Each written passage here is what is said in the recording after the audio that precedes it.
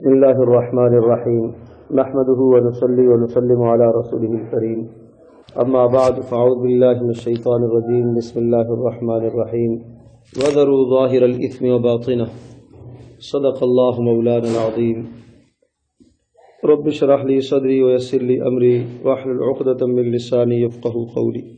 اللہ تبارک و تعالی نے ہم سب کو اس بات کا مکلف کیا ہے کہ ہم اپنے آپ کو گناہوں سے بچائیں، اور حکم فرمایا وَذَرُوا ظَاهِرَ الْإِثْمِ وَبَاطِنَهُ، ظاہری گناہ بھی چھوڑ دو، باطنی گناہ بھی چھوڑ دو۔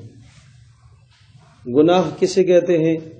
گناہ کہا جاتا ہے جن چیزوں کا اللہ تبارک و تعالی نے ہمیں حکم دیا، ان چیزوں میں سے کسی چیز کو، کسی کام کو نہ کرنا، یہ بھی گناہ ہے، اور جن چیزوں سے اللہ تبارک و تعالی نے منع فرمایا، ان چیزوں میں سے کسی ایک کا ارتکاب کر لینا، یہ بھی گناہ ہے۔ جن کاموں سے اللہ پاک نے روکا، ان کاموں کا کر لینا، یہ بھی گناہ، اور جن کاموں کا کرنے کا اللہ پاک نے حکم دیا، ان کو نہ کرنا، یہ بھی گناہ ہے۔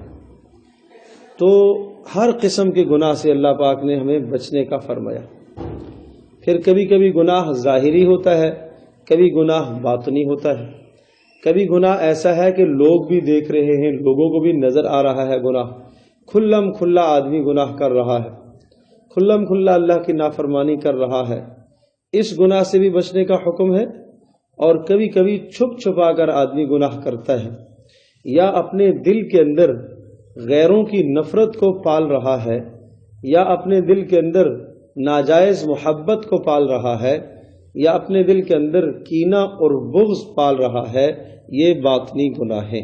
اپنے دل میں دنیا کی محبت کو بسایا ہوا ہے، حسد کو بسایا ہوا ہے، بغض کو بسایا ہوا ہے، کسی کی نفرت کو دل میں جگہ دی ہوئی ہے، اور دل اللہ اور اس کے رسول صلی اللہ علیہ وسلم کی محبت سے خالی ہے، یہ باطنی گناہ ہے۔ ان گناہوں سے بھی ہمیں بچنے کا حکم ہے۔ گناہ چاہے ظاہری ہو، گناہ چاہے باطنی ہو، وہ چھوٹا ہو یا وہ بڑا ہو، وہ انسان کے ایمان کے لیے مہلک ہے، انسان کے ایمان کو تباہ اور برباد کر دینے والا ہے۔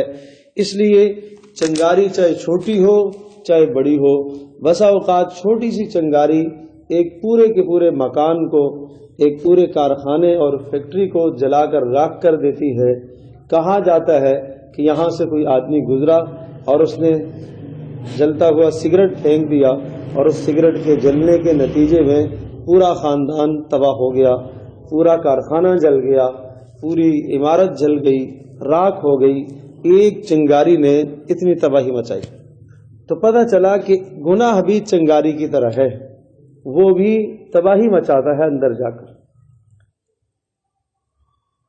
اور گناہ ایک کینسر کی طرح ہے۔ جس طرح سے جسم کے اندر موذی بیماری موجود ہو، جب تک اس موذی بیماری کا علاج نہ کیا جائے اور اس سرکش بیماری کو اندر سے نکالا نہ جائے دواؤں کے ذریعے سے، علاج کے ذریعے سے، جب تک اسے ختم نہ کیا جائے، جسم کو سکون نہیں آتا، چین نہیں آتا، جسم تکلیف میں رہتا ہے، درد میں رہتا ہے۔ بالکل اسی طرح سے گناہ کے زہر کو جب اندر سے نکالا نہ جائے، توبہ کے ذریعے سے اللہ سے معافی مانگ کر، جب تک گناہ کے اثر کو، گناہ کے زہر کو، گناہ کے جراثیم اور کینسر کو اندر سے ختم نہ کیا جائے، اس وقت تک انسان کی روح کو سکون نہیں آ سکتا۔ آدمی کی روح کو سکون آ ہی نہیں سکتا، جیسے جسم کو سکون نہیں آ سکتا جب تک اندر بیماری تکلیف دہ موجود ہو، اسی طرح سے روح کو سکون نہیں آ سکتا جب تک اندر گناہوں کا اثر موجود ہو۔ تو جسمانی بیماری کے علاج کے لیے ہم ڈاکٹروں کی طرف رجوع کرتے ہیں، ہم رابطہ بھی کرتے ہیں، ہم علاج بھی کرتے ہیں، بہت سارے ٹوٹکے، بہت ساری دوائیاں ہمیں خود پتہ ہوتی ہیں، اور خود ان دوائیوں کو خرید کے لے آتے ہیں، اور اپنے گھر کے اندر ان چیزوں کو استعمال کرنے کی ہم کوشش کرتے ہیں۔ بالکل اس سے کہیں زیادہ ہماری ضرورت ہے کہ ہم اپنے باطنی گناہوں کی اور اپنے اندر کی اصلاح کرے. اندر کی جو بیماریاں ہیں ان بیماریوں کو، گناہوں کی جو بیماریاں ہیں، نافرمانیوں کے جو اندر اثرات ہیں، ان اثرات کو ہم محنت کر کے ختم کریں. اور اگر ہم ختم نہیں کریں گے تو پھر یہ روح تڑپتی رہے گی اور تڑپتی رہے گی. بالآخر اس روح کو پاک اور صاف کرنے کے لیے جہنم میں ڈالا جائے گا، اور جہنم کی سزا بھگت کر اور وہاں سے آگ میں جل کر راکھ اور کوئلہ بن کر پھر اس کے بعد ایمان کی وجہ سے وہ جنت میں جائے گا. تو اس لیے ان گناہوں کی نجاستوں سے اپنے آپ کو بچانا ہے. علامہ ابن قیم رحمۃ اللہ علیہ ارشاد فرماتے ہیں گناہوں کی مثال زخم کی سی ہے، اور زخم جب جسم میں پھیلتا ہے پھیلتے وہ کینسر بن جاتا ہے، اور وہ زخم انسان کے لیے جان لیوا ثابت ہوتا ہے. اسی طرح سے ایک گناہ ہوا، اس گناہ کو برقرار رکھا، توبہ نہ کی، دوسرا گناہ ساتھ جڑا، تیسرا گناہ ساتھ جڑا، چوتھا گناہ جڑا، ان گناہوں پر ایک عمارت کھڑی ہو گئی، ایک بنیاد گناہوں کی اندر پیدا ہو گئی. شیطان نے اندر بسیرا بنا لیا، اماجگاہ شیطان نے اندر بنا لی. اب شیطان چونکہ گناہوں اور گندی جگہ پر آتا ہے، نافرمانیوں والی جگہ پر شیطان آتا ہے، تو شیطان نے دل میں قبضہ جما لیا، تسلط جما لیا. اب اس قلب کے اندر اللہ پاک کی محبت نہیں آ سکتی. اب یہ قلب، یہ دل، یہ بے قرار ہے، یہ بے چین رہے گا. اب اسے نماز کا جی نہیں چاہے گا، اب اسے تلاوت کا جی نہیں چاہے گا، اب اسے تنہائی میں 2 منٹ بھی تنہائی میں نہیں اس کا جی لگے گا. ابھی ہم نے جو ذکر کیا ہے، اللہ پاک ہم سب کو عمل کی توفیق دے. 10 منٹ کے اذکار تھے اور 3 منٹ کا مراقبہ تھا، 13 منٹ. یہ 13 منٹ بھی ہم تنہائی میں اللہ کو نہ دے پائیں، روزانہ کی بنیاد پر ساری دنیا سے فارغ ہو کر، بے فکر ہو کر، تنہا ہو کر، تنہائی میں ہو کر، قبلے کی طرف رخ کر کے، جائے نماز پر بیٹھ کر، سب سے کٹ کر، وَتَبَتَّلْ إِلَيْهِ تَبْتِيلًا، اس طرح سے اللہ کا ذکر کریں کہ سب سے ہم کٹ جائیں تھوڑی دیر کے لیے. اب وہ لذت آئے گی کہ ان تعبد اللہ کأنک تراہ فإن لم تکن تراہ فإنہ یراک. اللہ کی بندگی کیسے کرے؟ اس طرح سے اللہ کی بندگی، اللہ کی یاد، اللہ کا ذکر کرو کہ تم گویا کہ اللہ پاک کو دیکھ رہے ہو. اور اگر یہ نہ ہو سکے تو یہ تصور ضرور کرو کہ اللہ پاک مجھے دیکھ رہا ہے. جب یہ ذکر ہوگا تو گناہ چھوٹیں گے، یہ ذکر ہوگا تو گناہ دھلیں گے. اور گناہ کی جو جڑیں اندر مضبوط ہوئی ہیں، ایک عرصے سے گناہ کرتے چلے آ رہے، یہ گناہوں کا علاج ہے. اس سے وہ گناہوں کی نجاست اور گندگی اور غلاظت اور گناہوں کا جو اندر کینسر پھیلا ہوا ہے وہ دھل جائے گا. وہ یہ اس کا علاج ہے، یہ ذکر اس کا علاج ہے. اور جب اس کا علاج ہوگا تو آپ دیکھیں گے چند دنوں کے اندر، آپ 1 ہفتہ کر کے دیکھیں، جیسے آپ کو طبیب اور ڈاکٹر بتاتا ہے 3 دن آپ یہ دوا کھا کے دیکھیں، آپ کو افاقہ ہونا شروع ہو جائے گا.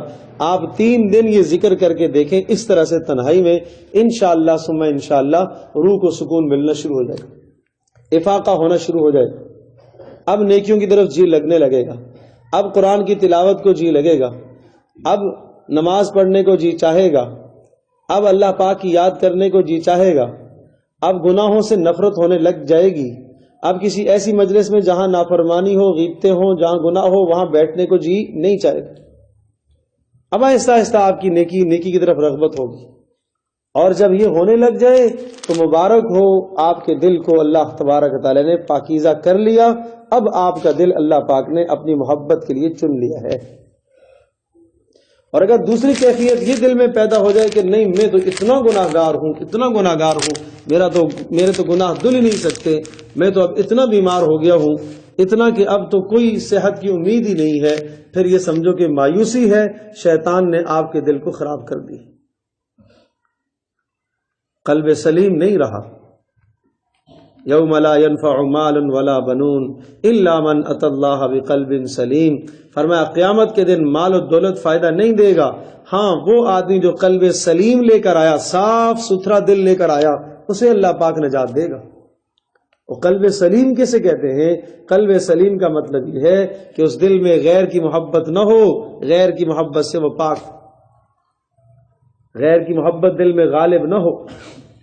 وہ قلب سلیم کس کو کہتے ہیں؟ جس میں کسی کی نفرت اندر نہ موجود ہو، جو حسد سے، کینے سے، بغض سے خالی ہو، جو مسلمان کے ساتھ خیر خواہی چاہنے والا ہو. یہ قلب سلیم ہے، سلامتی والا دل. تو اس لیے میرے عزیز دوستوں اور بزرگوں اور ماں اور بہنوں، ہمیں اپنے باطن کی اصلاح کرنی ہے، ہمیں اپنے باطن کو بنانا ہے. اور اللہ پاک کے یہاں جو نجات کا دار و مدار ہے وہ اسی باطن کی اصلاح پر ہے، قلب کی اصلاح پر ہے، دل کی اصلاح پر ہے. یہی وجہ ہے کہ حضرات انبیاء علیہ الصلوۃ والسلام کی محنتوں کا میدان انسان کے دل ہوا کرتے تھے. نبی پاک صلی اللہ علیہ وسلم نے بھی انسانوں کے دلوں پر آ کر محنت فرمائی ہے. آپ نے دلوں کا تزکیہ فرمایا ہے، اور دلوں کا تزکیہ کر کے پھر آپ نے یہ ارشاد فرمایا کہ انسان کے جسم میں ایک ٹکڑا ہے، اگر یہ صحیح ہو گیا تو سارا جسم صحیح، اور اگر یہ خراب ہو گیا تو سارا جسم خراب ہے. دل غلط ہے تو آنکھوں کا دیکھنا غلط، کانوں کا سننا غلط، زبان کا بولنا غلط، وقت کا ضیاع، بربادی ہی بربادی، تباہی ہی تباہی. اور اگر دل کی اصلاح ہو جائے، اللہ پاک ہمارے دلوں کو منور فرمائے، اللہ پاک ہمارے دلوں کے اندر ایمانی نور بھر دے، اور جب دل کی اصلاح ہو گئی تو پھر آپ کو ہر نیک عمل میں لذت آنے لگے گی. آخری درجہ رسول پاک صلی اللہ علیہ وسلم نے ایمان کا آخری درجہ بتایا. پوچھا گیا ایمان کیا ہے؟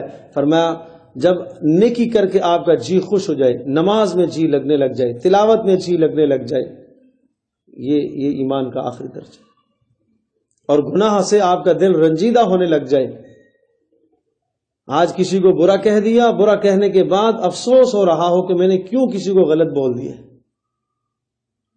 آنکھ غلط استعمال ہو گئی، افسوس ہو رہا ہو کہ کیوں ایسا میں نے دیکھ لیا. آج تلاوت اگر نہیں کر پایا تو افسوس ہو رہا ہو کہ میں کیوں تلاوت نہیں کر پایا، کیوں میں نے آج قرآن نہیں پڑھا، افسوس ہو رہا ہو. تو نیکی کے کرنے پر خوشی ہو رہی ہو، یہ اذکار آپ نے کیے، ذکر کیا، خوشی ہو رہی ہو، یا اللہ تیرا شکر ہے میں نے اعمال کیے. نیکی خوش کرے، گناہ رنجیدہ کر دے. یہ ایمان کا آخری درجہ رسول پاک صلی اللہ علیہ وسلم نے سمجھایا اور بتایا. ایمانی لذتوں سے، ایمانی حلاوتوں سے آج ہم محروم ہو گئے. اللہ تبارک و تعالیٰ کا وہ عظیم الشان نام ہے، اللہ کا نام ایسا ہے کہ اس نام کو لیتے ہوئے منہ میں لذت آتی ہے. لیکن وہ لذت جب آئے گی کہ جب گناہوں سے انسان اپنی زبان کو پاک رکھے گا، اپنے دل کو گناہوں سے پاک رکھے گا. اور اگر دل کو، اپنی زبان کو، اپنے اعضاء کو گناہوں سے پاک نہ رکھا تو پھر کوئی لذت نہیں آتی، پھر لذت کا مزہ ہی ہم کھو چکے ہیں. تو اس لیے ظاہری گناہوں کو بھی ترک کرو بھائی، باطنی گناہوں کو بھی چھوڑو، ہر قسم کے گناہ کو چھوڑو، عزم کرو گناہوں کے قریب نہ جاؤ. اور اگر گناہ ہو جائے تو برقرار مت رہنے دو، توبہ کر لو. توبہ نہ چھوڑو، روزانہ توبہ کرا کرو، روزانہ توبہ کیا کرو. ایک دن توبہ کا ناغہ نہیں ہونا چاہیے، ایک دن استغفار کا ناغہ نہیں ہونا چاہیے. کھانے کا ناغہ ہم نہیں کرتے، پینے کا ناغہ ہم نہیں کرتے، دوا کا ناغہ ہم نہیں کرتے، بد پرہیزی نہیں کرتے، صحت کا خیال رکھتے ہیں. تو اسی طرح سے ایمان کی صحت کا بھی خیال رکھا جائے. اور ایمان کی صحت رہے گی، ایمان کی صحت رہے گی ایمان والے اعمال کے ساتھ، توبہ کے ساتھ، استغفار کے ساتھ. کوئی انسان ایسا نہیں ہے جو دنیا میں خطا نہ کرتا ہو، گناہ نہ کرتا ہو. گناہ ہو ہی جاتے ہیں. کل بنی آدم خطاء وخیر الخطائین التوابون. سارے کے سارے انسان گناہ گار تو ہیں ہی ہیں، لیکن سب سے بہترین گناہ گار وہ ہیں جو گناہ کرنے کے بعد توبہ کر لیا کرتے ہیں. توبہ کو اپنا معمول بناؤ، گناہوں سے بچو، اور پھر اگر گناہ ہو جائے تو توبہ کو اپنا معمول بناؤ. اور جس طرح سے زہر کو، زخم کو، آگ کو اپنے لیے مضر سمجھتے ہو، نقصان دہ سمجھتے ہو، اسی طرح سے چھوٹے گناہ کو، بڑے گناہ کو، ظاہری گناہ کو، باطنی گناہ کو، ہر گناہ کو اپنے لیے مضر سمجھو، اپنے ایمان کے لیے زہر سمجھو. اللہ کی یاد کثرت سے ہو، کثرت سے اللہ کا ذکر ہو، کثرت سے قرآن مجید کی تلاوت ہو. تلاوت سے اندر انسان کا دل بدلتا ہے. قرآن کی تلاوت سے، اللہ کا ذکر کرنے سے، موت کی یاد کرنے سے. یہ 3 اعمال ایسے ہیں جو بہت زیادہ مؤثر ہیں دل کو بدلنے میں، موت کی یاد، اللہ کا ذکر، قرآن کی تلاوت۔ اس لیے تمام احباب سے درخواست ہے کہ ان اعمال کی پابندی فرمائیں، اور پھر اپنے احوال بھی بتاتے رہا کریں، اپنے احوال بتاتے رہا کریں کہ اتنے عرصے سے مجلس میں جڑ رہا ہوں، کتنا فائدہ ہو رہا ہے، کس قدر اصلاح ہوئی ہے، کتنی گناہوں کی نفرت دل میں پیدا ہوئی ہے، ایمان کی محبت اور حلاوت کتنی نصیب ہوئی ہے۔ اس طرح سے انسان اپنے احوال بتاتا ہے، اور نیا جو سبق دیا جائے اس سبق کے مطابق آدمی وقت گزارتا ہے۔ اللہ تبارک و تعالی عمل کرنا آسان فرمائے۔ تو اس ہفتے کا جو سبق ہے، ایک تو 3 اعمال کثرت سے کرنے ہیں، موت کو یاد کرنا، قرآن کی تلاوت، اللہ کا ذکر، موت، تلاوت، اللہ کا ذکر، یہ 3 اعمال کثرت سے کرنے ہیں، اور گناہوں سے اپنے آپ کو بچانا ہے، ہر قسم کے گناہ سے اپنے آپ کو بچانا ہے۔ اللہ کے ذکر میں جو بھی اذکار ہم نے کیے ہیں، روزانہ درخواست ہے کہ رات سونے سے پہلے یا صبح تہجد کے وقت یا فجر کی نماز کے بعد، جس وقت آپ کے دماغ میں بشاشت ہو، حشاش بشاش ہو، سکون ہو، فرحت ہو، اس وقت آپ ان اعمال کو 10 سے 12 منٹ بیٹھ کر یہ اذکار پڑھیں، اس طرح سے تنہائی میں، انشاءاللہ فائدہ ہوگا، اور